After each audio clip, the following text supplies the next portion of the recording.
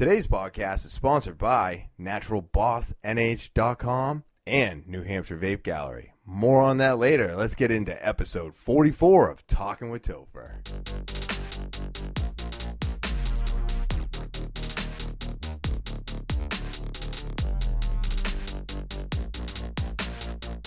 What is happening, TwT fans? I am so happy to be back, and I am just looking forward to, well, this podcast. I always look forward to this podcast, and I'm going to start it out the way I always do by thanking all of you out there for subscribing, watching, liking, commenting, and, of course, spreading the word and making this thing grow and get bigger.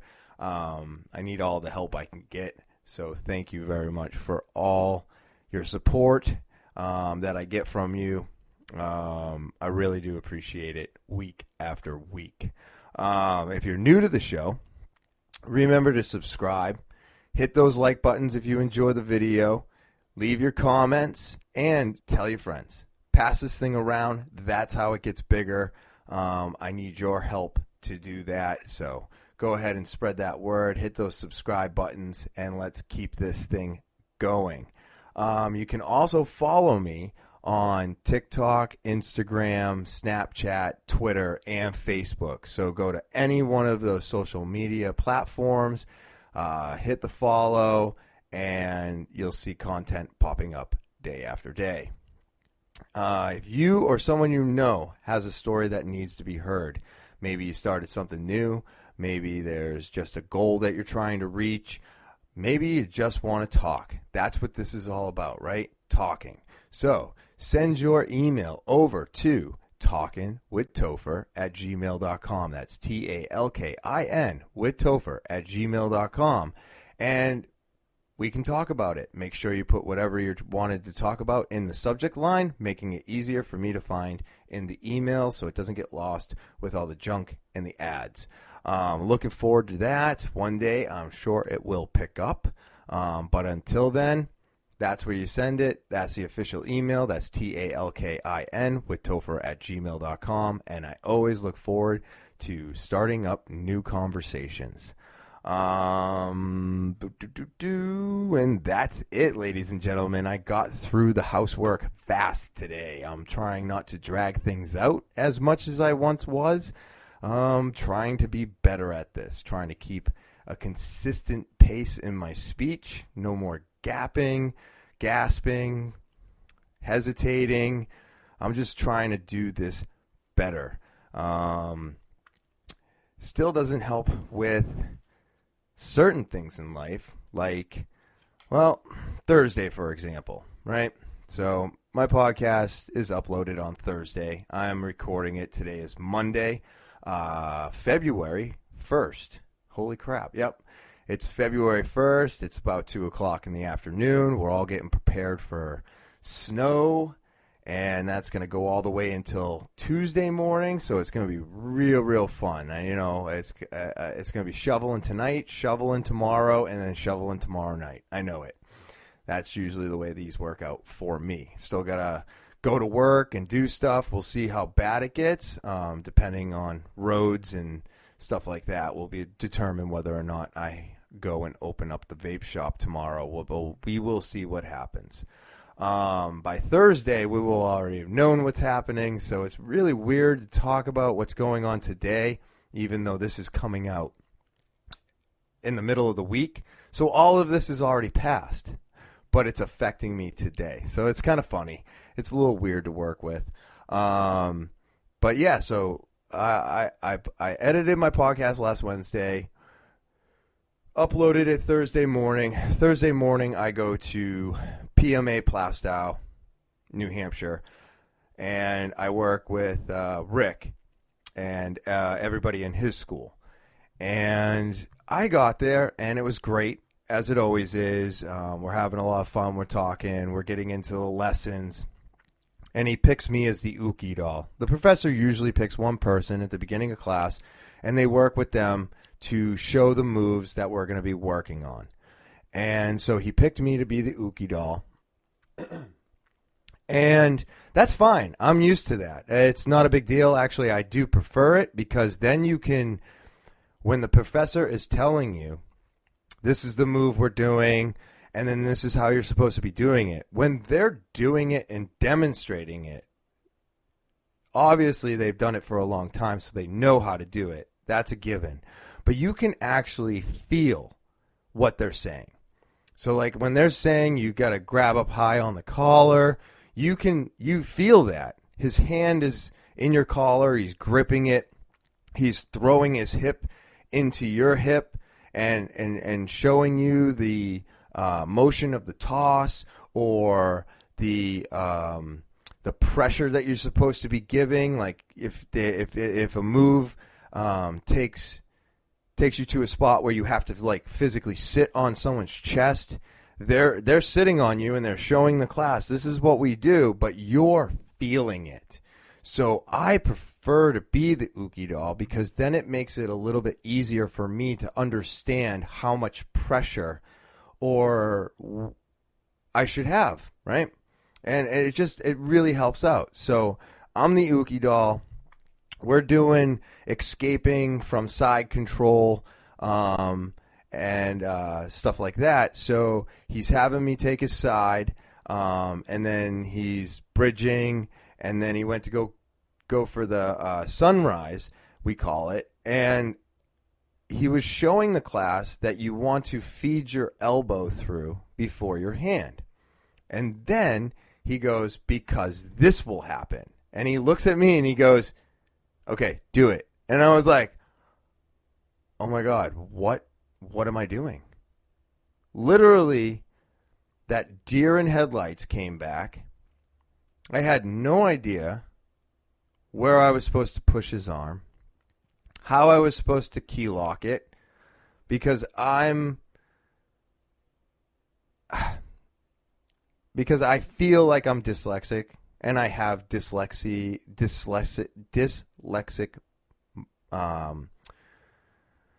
moments, and I was confused on what I was supposed to be doing. So I couldn't do the move that he was asking me to do, right? So I'm in his side. I'm supposed to push his arm down. I'm supposed to key lock it, and then I Kimura him. Yeah, I had no idea what I was doing. It was so embarrassing. I was actually so embarrassed that I went home, did everything I had to do, went to work, and then couldn't stop thinking about how I had just basically I felt like just kind of screwed up, right? I screwed up. I didn't know the move, but I knew the move, and that's the problem. I knew what he was talking about, but I couldn't execute it. And so I had to think about this all day Thursday. I ended up getting home Thursday night, playing with the Uki doll I made, but again, was still unsure of what I was doing. I was watching some videos, couldn't find anything specifically on that move.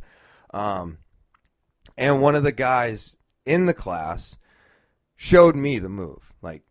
He had me get where Rick was, and then he did it to me. But I couldn't physically see what he was doing. I just could feel what he was doing, if that makes any sense to you guys. And I was like, all right, I'm understanding what the motion is, but I'm still not understanding it completely. So Friday night, Tyler came over, and I tell him all about this and how embarrassed I was and everything like that. And so he's like, all right, well, let's give it a shot. And I was like, all right, thank you. I need help with this. And now I got the move, right? And I didn't get a chance to tell Rick this yet, but that was a real learning moment for me. I had to accept the fact that I had no idea what I was doing. I got completely embarrassed, and then for 48 hours, I couldn't stop thinking about what I didn't do, which caused me to think about what I didn't do and figure out what I could do to make sure I don't forget it again. So it helped me work a little bit harder on getting that move down. Now I completely understand what I was supposed to do. I completely understand the key lock in that position for this particular move. But it took that moment for me to realize that I didn't know it. You know what I mean? Like, it was so embarrassing, and I felt so stupid. And you get down on yourself in a sense. Like, I was reading something today. I was going through Instagram, and it was one of the BJJ things that I follow, and it said, I think it was our school actually, PMA. Start, so PMA in Derry, New Hampshire, and they put an Instagram post up. Yes, that's what it was, and it said, the moment that you feel like you're going to quit is the moment you need to keep going.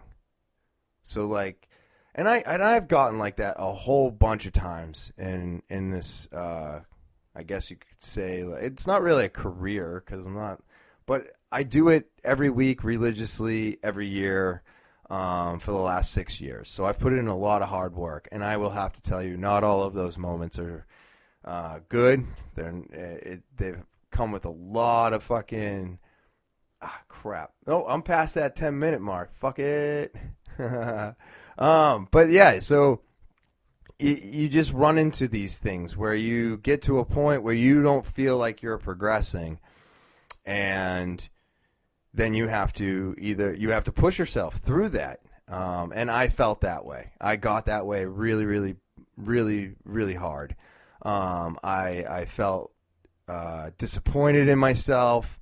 Obviously, there was a lot of embarrassment because it happened in front of the entire class.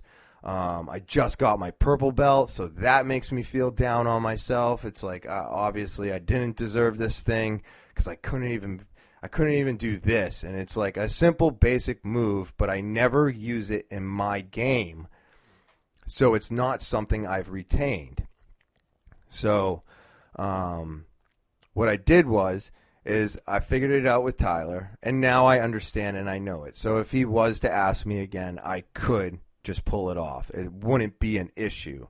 Now, pulling it off live, a lot bigger of an issue. I only understand the movement. I don't know it from memory, so it wouldn't be something that would happen in live motion right now. I'm going to have to work on it. But this has also made me realize that I'm not working on things that I'm not good at. I'm doing the same thing over and over again. I'm either putting triangles on, or now I'm starting to go for arm bars, which is nice. That wasn't always a consistent move I was making. Now it seems to be a little bit more consistent if the opportunity arises. But I'm trying to go after things that I'm uncomfortable with, or that lead me down that dark tunnel where I lose my sight, is the easiest way for me to explain it. You know, instead of this deer in headlights, you kind of like go down a dark tunnel, and then you can't see your hands in front of your face, and you're like, oh shoot, which way am I going? So I'm trying to put myself in the position where I have to kind of ask questions, because doing things the exact same way over and over again is going to get me better at those specific things, but I think in the long run it's going to hurt me because I haven't expanded or explored. So I don't want to do that to myself, and I definitely don't want to be the Ookie doll in front of class while professor's trying to show everybody everything and be that person that doesn't know what he's doing while wearing a purple belt. It just seemed very disappointing to me. And I got very disappointed in myself. Like I said, I started getting a little depressed. I started doubting myself, doubting where I was at with my jiu-jitsu, and I got really, really upset about it. So I had to bounce back from that. I saw Rick this morning. We had a nice little talk. We got back on the mats. I worked with a black belt today, and it was a really good day. Like, even the work I was doing in just the randori, because we did 2 5-minute matches today, which is just awesome. Anytime that we can run the clock, it's awesome. I love getting into a full randori. It's so much fun. And it's even more fun now because instead of playing this game that I believe I was always playing, now I'm experimenting. So, I mean, I've seen a lot of videos like we all have. I'm sure a bunch of you people out there watch the videos.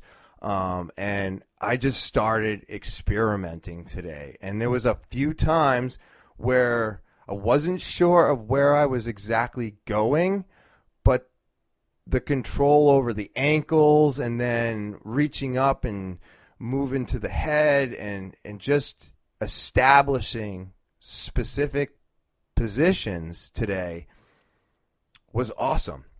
Because even though, you know, I got tapped a bunch of times and I pulled one arm bar, so out of 10 minutes I got him once, and that's good. That's really good, actually, I think, when you're going against a black belt. And not always are they allowing you to pull the maneuvers off. Most of the time, they'll let you get so far, but they'll usually never let you tap them. So it was really nice to be able to pull off the arm bar, you know, and then kind of finagle my way through some uncharted territory, I guess I would call it, because there's just certain things that I don't do because I feel uncomfortable.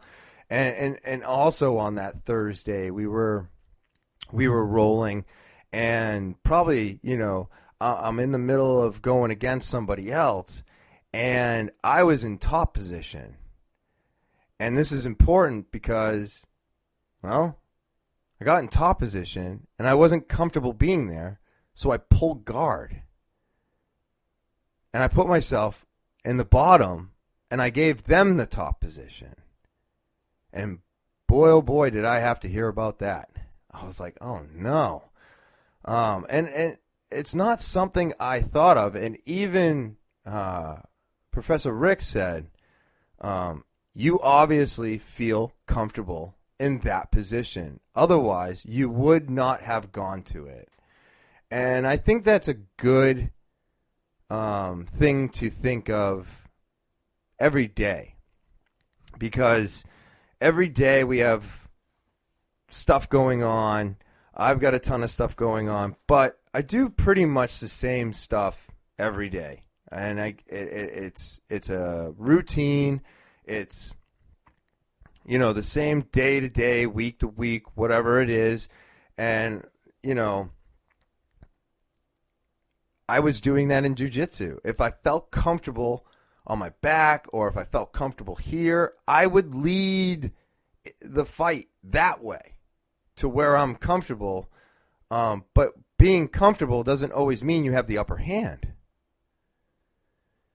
And just like in life, you can't keep doing the same things over and over again just because you're comfortable. Because once you get into that comfort zone, you lose yourself. You got to get out of that comfort zone to find yourself. So it was a great learning experience. It really pushed me to learn that move properly and then execute it and put it into the memory banks in case it ever came up again. And it also showed the last remark where I pulled guard showed me that I need to get out of the comfort zone. And even though I'm doing jiu-jitsu and it's not exactly a comfort zone, but you can get comfortable with your game, and you have to get out of that too. You can't, the comfort zone is the comfort zone for a reason, because everything's easy. It's comfy. It's cushy. You know what I mean? It's not rough and aggressive and disrupting and making you think. It's keeping you right where you are. So really taught me a lot. I might have gotten depressed and upset and all kinds of other emotions going on inside, but at the end of the day, I feel better because that happened. And I just kind of wanted to talk about it because everything that I do now. Everything I do is coming out of this place of getting out of my comfort zone. And I'm always talking about that and talking about doing new things and just getting yourself out there and getting out of this comfort zone. And here I am. I'm doing it. I'm in the comfort zone, and I didn't even realize it. It took my teacher pointing it out to me and saying, hey, I can see that you're comfortable playing this game, but I'm telling you right now, you just set yourself back. So that's not a good game to be playing. And I was like, wow, I did not think of that. That's not how I was seeing it. I just thought I would have the upper hand if I kept doing what I was doing, and sure enough, that is not what I want to be doing. So I was setting myself back by getting comfortable. So I need to move on from that and learn from it, and that's exactly what I did. And I think it's a great lesson for anybody else out there who's in their comfort zone right now. You need to get out of it because it's only going to hold you back in the long run. It's not going to help you progress and learn and get better. Progressing, learning, getting better, all of this is so important to grow, right? And we're growing all the time, learning new things every day. At least you should be. That's how you know you're learning something every day is just important. I love learning something new that I didn't know, and it happens all the time. And I bring a lot of this stuff up too because I feel like my podcast has kind of left where it started. When it first started, I was talking a lot about my alcoholism. I was talking a lot about temptations. I was talking a lot about, staying away from it. It hasn't been that long. I think the podcast is about 10 months when this episode comes out. But a lot has changed in the last 10 months. I've gotten more confident. I feel better about myself. I'm excited about a lot of things that I'm doing right now, and I kind of feel like the podcast, or maybe to you as an audience, feel that it's kind of left where it was. And I've noticed that this is because I'm not where I was anymore. When I first started this, I was in a position where, I had just lost my job. I wasn't sure when we were going to get it back. The pandemic was at the point where we all thought we were going to die. So there was a lot going on, and I was very tempted to drink. And even though I was 3.5 years sober when I made this podcast, it's still, all of those feelings were there because I was unsure of the future. And now, as time has gone on, the vaccines arrived. We can kind of see a light at the end of this tunnel. Not sure if it's going to be exactly when they say. I feel like building us up to false hope is not a good thing, but they're all very hopeful that this is going to be pretty much said and done. According to companies like Comcast and stuff, I'm assuming that they're all on the same page. So sometime August, Sununu says sometime June, July, start opening, having concerts, stuff like that. I heard in class today, we were talking about it. And, things have really changed for me. I'm getting closer. I'm getting closer to that 4.5 year mark. I still got 4 months left. September of this year will be 5 years, and I am 5 years separated, almost 5 years separated from alcohol now. And I don't have the same temptations anymore. And I feel like that's why my podcast is kind of, I called it Talking with Topher because I just wanted to talk about what was going on in my life. I wanted to leave it open to be able to talk to other people about stuff and have this great place to have conversations of all kinds, not just addiction and struggling, and not just that and more. But my focus was on keeping myself sober, and this helped me tremendously. But now I'm just kind of talking about everything because I don't feel this way anymore. There's no drive in my brain anymore telling me that I need a drink. I mean, there's alcohol in my house. I don't touch a drop of it. It doesn't even faze me.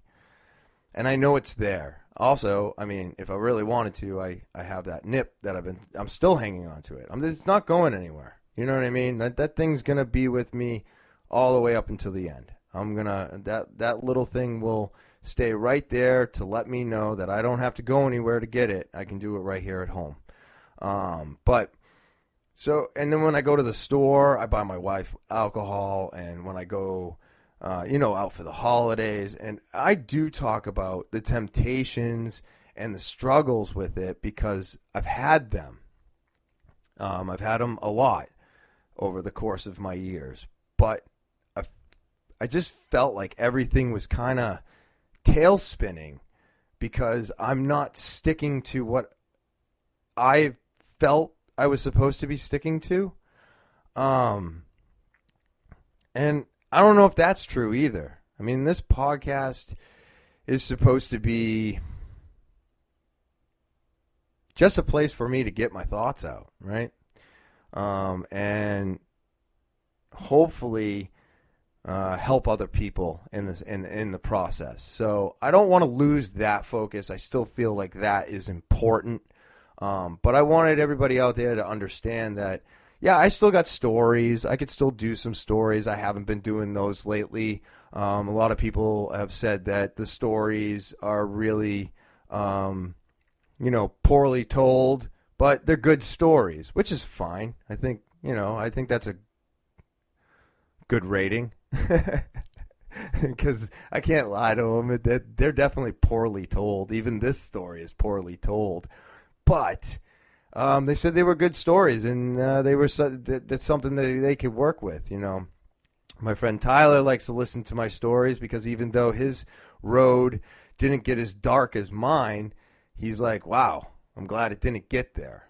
So everybody's using it however it works for them, and that's fantastic. That's what this was all about. I was hoping that it wasn't just to help myself and that I could be helping other people out there. But I just feel like I've lost my way a little bit, and I wanted everybody to know it's just because I don't have those burning desires for alcohol anymore. Me and Tyler were talking about it on Friday, and as of like right now, I don't even miss it. Like, even if I was to go out to a bar and listen to music, or go to a restaurant where they're serving drinks all over the place, like, it is literally the last thing on my mind. So if they're like, oh, you going to order a drink? I'll be like, yeah, sure, give me water. You know what I mean? It's like, I'm not sitting there sweating and going, oh my God, I can't be around this. I used to be like that. And I used to be a person that couldn't even smell it. My wife used to drink around me, and I would get angry. I would just get angry at her. And I just wouldn't show any emotion. I wouldn't do anything. And I wasn't angry with her. I was jealous of her. That was all jealousy. Because I couldn't drink, and you are, and God damn it, why are you drinking in front of me? And I would get angry at that, and then I would throw an attitude and say, why are you doing this, and blah, blah, blah. And, almost try to hold her accountable for my problem. And that's not the way to do things in life. I've learned that there's a lot of ways you should not be doing things to either encourage or, try and get people not to do something. Like, you just got to put it out there in a nice, calm manner and discuss it And if it doesn't go your way, then you have to accept that the person's just going to do what they're going to do. And that has made life a lot easier for me. And this goes for people that you love too. You can't force them into doing something. All you're going to do is destroy the relationship, whether it's a girlfriend, a wife, a husband. It doesn't matter. If you are trying to consistently push the person in one direction, you are eventually going to have problems. Because if the person is always resisting, then it just turns into a fight over and over again. And I've been told a million times, well, that's love. You're just loving the person, you're caring about the person, and you're trying to help them. Fine. Yeah, I get that. But if they don't want the help, then what are you doing? Right? You're just nagging them. You're maybe not in a sense, but you could be coming off as if you're putting them down. And that makes them put up their defenses. So by being loving and caring and helping, you could be belittling, I don't know, like disciplining, trying to enforce, and not giving them the choice to make those decisions on their own. And that's not going to get you very far. So you can't do that. And I've learned this even throughout my own marriage of 11 years. Yeah, this March will be 11 years. And sometimes you just got to throw in the towel. And there's nothing wrong with that. I've said this a bunch of times. No one ever wants to listen. And I feel you're not throwing in the towel and giving up. But is what you want so important that you're willing to destroy the relationship to the point where neither one of you like each other anymore, because instead of growing together, one person grows and then they see better things happening in their life, so they push it on to the other one. The other one wants nothing to do with it. They don't have the same drive. And now it becomes this fight. Just this fight. I'm not doing this. Stop pushing me. You make me feel insecure about myself. This, that, and the other thing. And it just turns into this toxic environment. And I feel I used to do this. I used to do this all the time. And then I pulled the plug on it, and I've gotten a lot better at not enforcing my thoughts.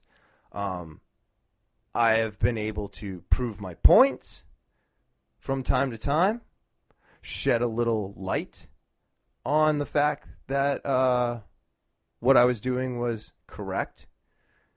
But you can't keep pushing and pushing and pushing. It's just going to ruin everything you've worked so hard to build. And the other person will end up not liking you, being angry, resentful, and then you have a failed marriage or a failed relationship because you cared maybe too much. And it's okay to care, and it's okay to get frustrated, and it's okay to get upset at the other person that's not willing to put in the work that you feel is necessary to get the job done. And that it's okay. You can still feel that way, but you don't have to blow up on them. You don't have to belittle them. And you don't have to threaten them. You know what I mean? And I'm not saying like threatening with murder, but it's like a lot of people in relationships will always be like, well, if you don't do this, then I'm leaving.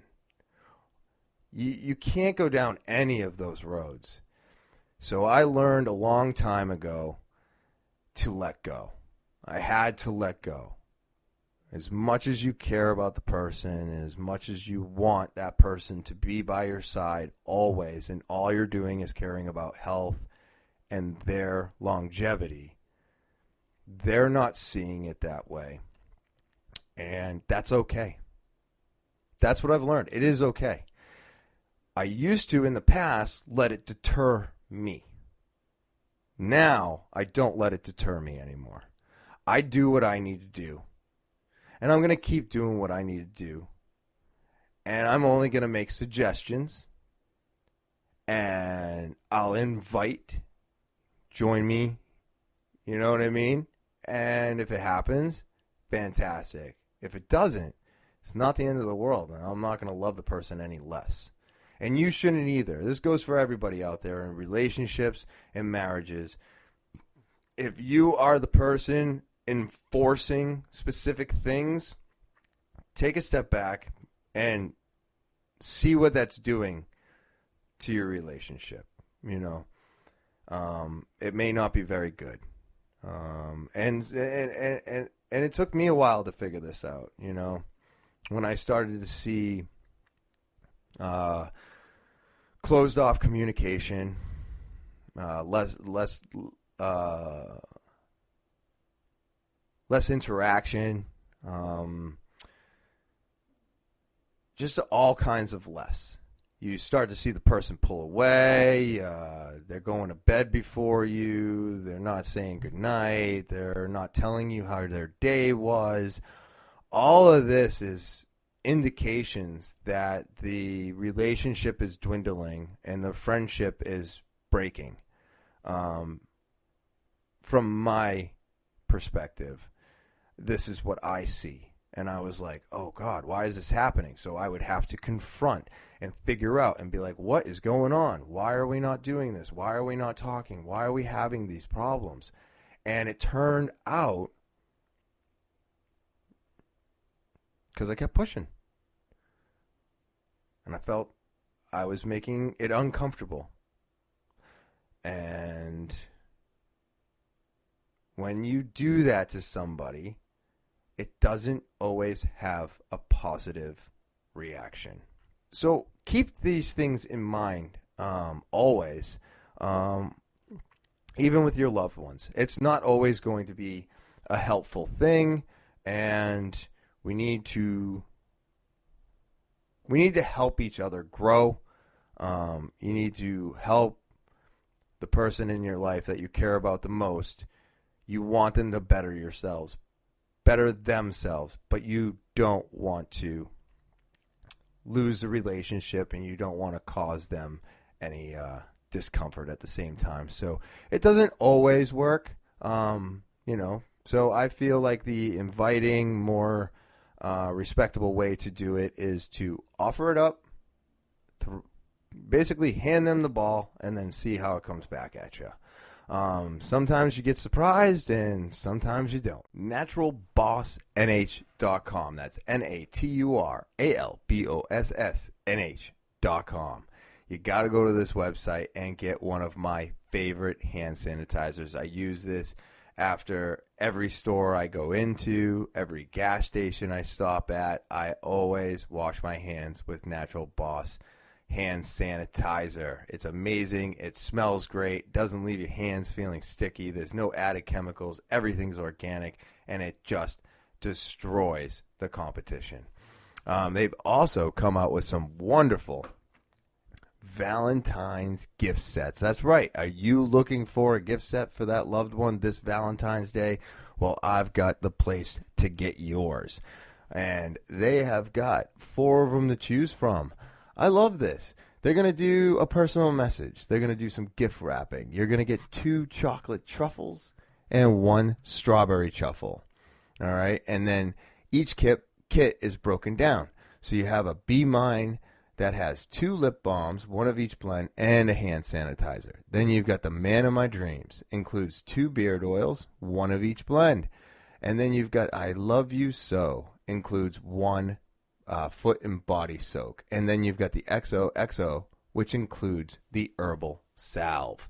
So you can get one of these wonderful Valentine's gift sets for that special someone in your life, or you can get any one of these 5 amazing products made right here in New England. So go to naturalbossnh.com. That's naturalbossnh.com and get your loved one a product they won't forget. New Hampshire Vape Gallery is located at 180 Lafayette Road, Seabrook, New Hampshire, down the street from Home Depot and next to Smoke Rings. This vape shop has got everything, and it's not just because I run it and work there myself. It is because we specialize in nothing but vape. So we are there to answer all your questions. We're there to guide you in the right direction to get off of cigarettes. And we're always there to help out any way we can. If you are looking for new batteries, that's right, I said batteries for your 510 cartridges. This brand new V-Mod 2. That's right. I don't know if you remember the V-Mod, but it was amazing. They just brought it back. V-Mod 2 510 cartridge battery in stock at New Hampshire Vape Gallery. You can't forget about our Escobars. These disposables are amazing. I told you last week they're $25, 2,500 puffs. They have a 1,000 mAh battery with a mesh coil inside. The vapor production and the life of these is incredible. And then, of course, if you're just looking to maybe upgrade from a box mod or maybe upgrade from disposables and you want to get yourself something you can fill yourself, well, then we have the brand new RPM 2. I've also got the Nord X. These are my personal devices. We've carry over 40 devices to choose from. RPM 80, the Smock alike.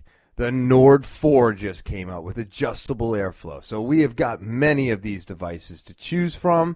Pick out any of those today at New Hampshire Vape Gallery, located at 180 Lafayette Road in Seabrook, New Hampshire, down the street from Home Depot and next to Smoke Rings. We're open 7 days a week from 10:30 to 8 p.m. You can always come in our store, provided you wear a mask, and feel free to give us a call, 603-814-4171. I look forward to seeing you there, and now, back to talking with Topher. Let's see, what else happened this week? That was probably the worst part of my week. This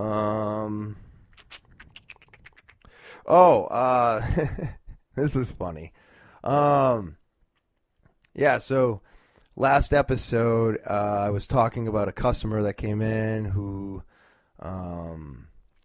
fell off of the nicotine wagon. I personally treat nicotine like caffeine. I'm just going to have it until I die. It doesn't matter. It's in and out of your system in a couple hours. It's no big deal. Yes, it's highly addictive. I don't recommend it for the person that's never had nicotine. Stay the frick away from it if you can. Or don't get into vaping or cigarettes or any of that. Just do like they got the thing, the pouches you put in your lip.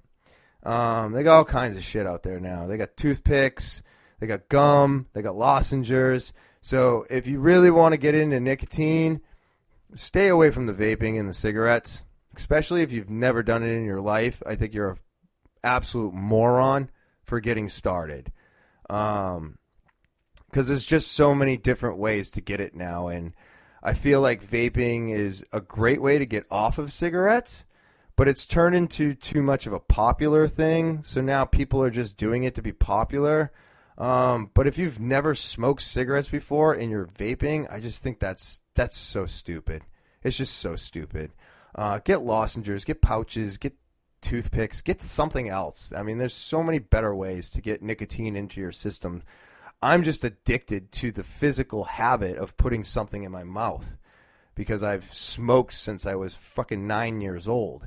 So when you've been smoking that long, that hand-to-mouth movement is natural, and it's just always in me, and it's been the hardest thing for me to break.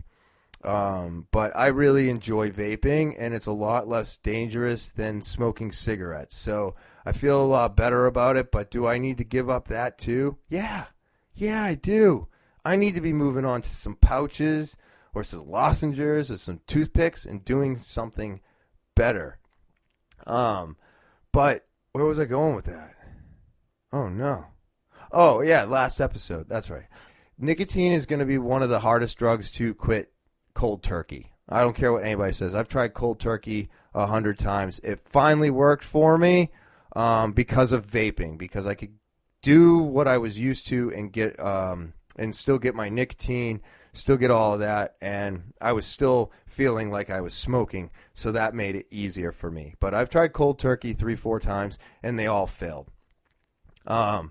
So I always recommend staying on nicotine and weaning yourself off of the nicotine. It's not going to kill you like alcohol can when you just stop taking it if you are highly addicted. But it's going to be hard. You're going to get angry. You're going to get sweats. You won't be able to sleep. It causes all kinds of issues. But I had talked about what would happen if I fell off the wagon. And this was all hypothetical, just to let everybody know. I didn't have a drink. I wasn't trying to make it sound like I did. I was just hypothetically, would I be that upset with myself? You know, would I be so upset that I would get depressed and fall deeper into the hole? Or would I have that drink, realize I fucked up, and then stop immediately? And I don't know if I actually got to that question. I feel like I was trying to get to that question, and I never did. I also feel like I'm in a position today where I don't think about alcohol a lot anymore. So if I was to have a drink, it is possible that I could stop. I'm not going to test that. I think it was Dr. Carl something on Rogan. He was also on a documentary on Netflix I just watched last night, which is called Cracked. Or Crack. Yeah, that was wild. Wow, crack cocaine came in like a fucking virus and annihilated everything it touched and destroyed so much. And it was just crazy to watch. But that doctor guy was on there. And, you know, I have to say, when I listened to him on Rogan, I agreed with so much that he said. I was on the fence a little bit about the heroin thing. And the only reason because of that, being on the fence, meaning, obviously, if you're buying it where he's buying it, where it's pure and natural and not dirty, then that's a great way to do it, obviously. The stuff that is out on the streets today, the way he was talking about it, I would not be putting his word to test with the shit you can just buy on the streets here in America. And if you didn't check it out, it was really good. But the one thing that bothered, the biggest problem I had was when he said that alcohol was basically in the mind, because he had no problem doing it and getting rid of it. He doesn't see an issue with it, so therefore it was like made up. And I'm chopping the shit out of this. I'm not saying this right. I'm pretty sure if somebody was to go and check the clip, it would be worded completely different. That guy is super intelligent. That's why he's a doctor. I am not. What I'm saying is being an alcoholic, yeah, there is a point in time now in my life, years separated from alcohol, that I can feel comfortable being around it. I don't have the thoughts of ingesting it, and I am a stronger person because of that today. But my brain is still my brain, and I'm pretty sure once that liquor hits my lips, all that stuff that's sleeping right now is going to wake right back up, and we will be back to square one in next to no time. And I will say that every time that I have quit drinking and started drinking again, it doesn't happen overnight. It can go on for weeks or months. And that's why I would always get back on. I would always go back to alcohol because I was like, oh, I can do this now. See, I can drink like you. And then it would always work out for the first couple weeks. I could maintain it real easily. I could have that one glass of wine. I could have that one beer. And it never stayed there. But I also thought, hey, if I don't drink hard alcohol, I'll be okay.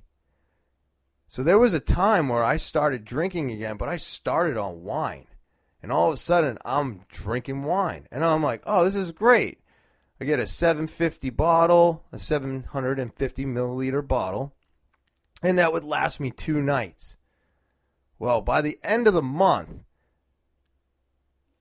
I was drinking a 1.5 liter bottle by myself. And then I'd have to buy one for my wife, too.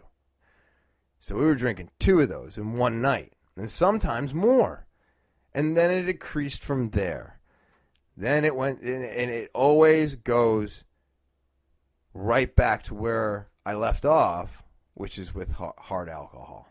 I'll always, even when I was in my wine days, and I loved wine, I'd still wind up in that liquor store purchasing hard shit, and then I would level it off with wine at the end of the night so that I didn't just continuously drink hard shit so that I wouldn't black out. So I maintained my blackouts by maintaining my drinking. I limited my blackouts. Sorry. And this is just the brain of an addict. You are constantly trying to figure out ways to do what you want and manipulating everything and everybody around you into thinking you can.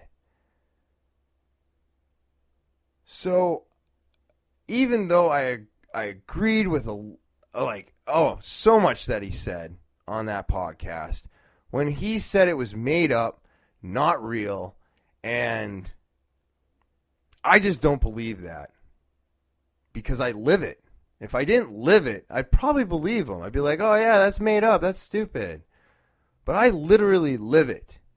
And it made me so upset because I have a friend out there that says the same stupid shit to me. And I just don't understand this mindset. I think an addict is an addict. It doesn't matter if it's sex addiction, alcoholism, heroin. Yeah, sure. They're all going to have their different side effects coming off of them. Oh, I believe alcohol is like one of the only ones. Oh, no, benzos. Benzos and alcohol will kill you coming straight off of them. So don't do that. You got to be careful. If you're highly, highly addicted, like you start shivering, shaking when you can't have a drink, that's when you don't want to stop. You need to actually have it in your system. You have to wean off of it and allow the body to let go. Because if not, the body goes into shock and you die. And it's very sad to see that happen. I'm very glad that I never got to that point. I never had shakes. I never had shivers, which is just a blessing, I think, because the amount of alcohol and the amount of stuff that I've ingested into my system, you think my body would have shut down years ago. So it bothers me. I live with this, and I don't find it to be true. I think you just got to keep working on it. And eventually, I believe we all get to this point where it's not a big deal anymore. But to get here is a lot of work. And a lot of time, a lot of fucking up, a lot of relationships destroyed. But it feels good to be here now. And if you're out there, you're new into it, like when Tyler first gave up alcohol, he was in a different spot. I mean, he didn't really have too many issues with it. There was a lot of social stuff that he had, I believe, and I'm not trying to speak for him, but I'm going to a little bit, but I'll let him speak on it if he ever wants to. But I think he had more problems with the social part of drinking, because where he does music, and he was doing bar gigs and stuff before COVID. It was different scene for him, and it took away from some of the social aspect of everything going on when he wasn't drinking and doing gigs. But I don't think he fell into the same mindset as myself, where I absolutely just dreamed about it. It was on my mind 24/7. When am I getting the next one? When's it coming? When do I get off? I would base my drinks off of my break times. I keep nips in my cars for lunch.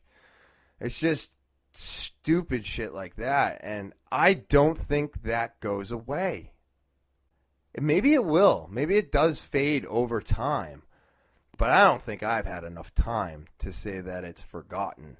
I know it's suppressed right now, and I don't have the issue of it as much anymore. But this is why I feel that the podcast slipped a little bit, because I don't have the same issues I was having with my drinking. It's actually gotten a lot easier. And now that I've gotten more accepting of the fact that it's just something that I can't do. I've finally accepted that I will never be that person that can have one drink. So I made a deal with myself. If I can ever get to the age of 65, and at that time, if I have accomplished enough in my life where it's pretty good, right? So that'll be 24 years from now. So I will be almost 30 years sober by then. From alcohol, mind you. I figured at that point in time, if I wanted to have a drink again, I could. So I put that in the mind. I let that simmer. And that's just where I'm at. I want this to be a place where people can feel comfortable to talk about their stories of alcoholism and struggling and the fight and the picking themselves up and the falling down. I mean, I don't want to fall down, but I will tell you this much. If I ever do fall down, I will be right here talking about it. I will not hide that fact. But that fact does not exist. It's not something that's happening in my life. I am making sure it doesn't, because right now I am working on myself for the third time. And they always say the third time's a charm. And sweet Jesus, I hope so, because I don't want to do this a fourth time. So I figure if this is my golden ticket right here, then I got till I'm 65 to get this all figured out. And hopefully by then I've gotten it all figured out. Whether I'm just hoping to figure it all out by the time I'm 65, and then maybe I'll sit down and have some 30-year-old scotch or whiskey. I'm gonna make it special if I'm gonna jump back on board, but it's gonna be at my own demeanor. It's not gonna be because my brain told me I had to. Because right now my brain tells me you have too much going on, and that just gets in your way. And I like the way that is now. But that, like I said, it took 4.5 years to get here. This was not easy. And I want to make sure that that's very clear, that this was not easy. It is not something that happens overnight, and you're going to have to put some work in. But if it's what you really want, you can do it.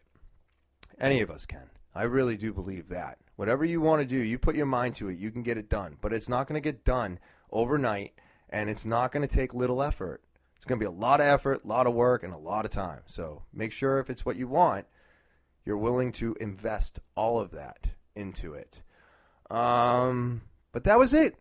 That was the whole kit and caboodle, the whole show this week. I'm planning on putting together some more drunk stories. Thinking about that for next week. I'm also thinking about maybe some arrest stories. It might just be a story week next week. I'm not sure. It depends on what happens this week. That's usually what I base everything off of. I take whatever I've been doing all week, and I just got to talk about it. However I'm feeling, whatever happens, and everything changes after I record this. It's amazing, you know? So I hope you all enjoyed the podcast today. It feels really good to get that out and talk about it, and that's it. That's the episode. That's it. So if you have a story or know somebody who has a story that needs to be heard, send it to the podcast. The official email of the podcast, talkingwithtopher@gmail.com. That's TALKIN with Topher@gmail.com. And send those over. Make sure you, in the subject line, you put what you want to talk about.